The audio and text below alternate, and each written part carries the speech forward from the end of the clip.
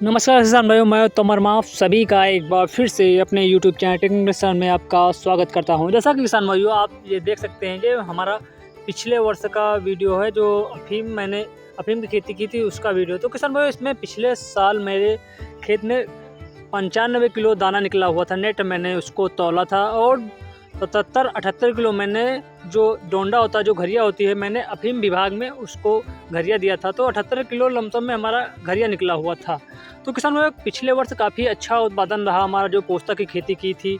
तो किसान भाई उन्हीं चीज़ों को ध्यान में रखते हुए इस बार उसी तरह से खेती करने वाला हूँ और थोड़ा जो गलतियाँ पिछले वर्ष हुई थी उनको सुधारते हुए, और किसान भाइयों जो पिछले वर्ष मूढ़ा की समस्या आ गई थी उनसे बचने के लिए कौन से उपाय किए जाएं और कैसे बचाव किए जाएं इस वर्ष, तो उसके बारे में भी बात करेंगे। और किसान भाई इस बार जो फर्टिलाइज़र दिया है उस और पिछले वर्ष जो दिया था उसमें कुछ अंतर अकली है, तो उनके बारे में भी बात करेंगे। तो किसान भाई शुरू करते हैं, तो वीडियो को अंत तक जरूर देखेगा। पोस्ता की खेती इस बार जिस खेत में मैंने पिछले वर्ष खेती की थी उस खेत में ना करके इस बार मैंने नए खेत में की है, क्योंकि उस खेत में पिछले वर्ष मूढ़ा की समस्या आ गई थी और लगातार 2 साल से खेती कर रहा था। तो इसमें मूढ़ा की समस्या और रोगों की ज़्यादा हो जाने के कारण मैंने खेत को इस बार चेंज कर दिया है। और किसान भाइयों खेत को मैंने तैयार किस तरह से किया उसके बारे में बात कर लेते हैं। तो किसान भाई मैंने स्टार्टिंग में इसमें धान लगा हुआ था, तो मैंने रोटोवेटर से इसकी 2 बाहें गहरी जुताई करके खेत को सुखा लिया, क्योंकि सुखाने से एक फ़ायदा ये मिलता है कि जो हमारे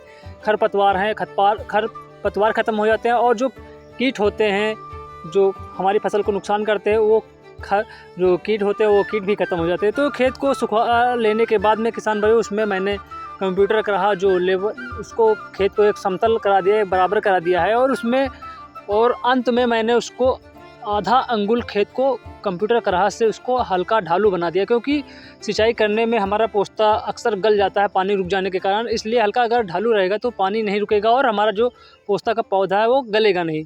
तो मैंने इतना कंप्यूटर कराह लगाकर उसको बराबर कर लिया। और किसान भाइयों अगर जो लोग नहीं किए हैं कराह लगाकर खेत को बराबर नहीं किए वो लगवा लीजिए। और किसान भाइयों उसके बाद मैंने हमारा 10 एरी का जो पोस्ता का लहसुन है उसमें मैंने 2 टाली गोबर की खाद डाली है, और उसमें इतना डालने के बाद मैंने उसको कल्टीवेटर से उसको मिक्स कर दिया है। मिक्स करने के बाद मैंने उसमें फर्टिलाइज़र क्या दिया है उसके बारे में भी बात कर लेते हैं। किसान में फर्टिलाइज़र में मैंने दिया है NPK 12-32-16 जो होता है उसको दिया है 30 किलो, और साथ में मैंने दिया है 1 किलो सल्फ़र है, 1 किलो सल्फ़र विंडोनाइट इसको ले लिया है, और साथ में जो दूसरा है मैग्नीशियम सल्फेट, तो इसका काफ़ी अच्छा रोल है हमारी फसल को हरा भरा बनाने के लिए होता है। तो किसान भाइयों मैग्नीशियम सल्फेट मैंने ले लिया है 2 किलो।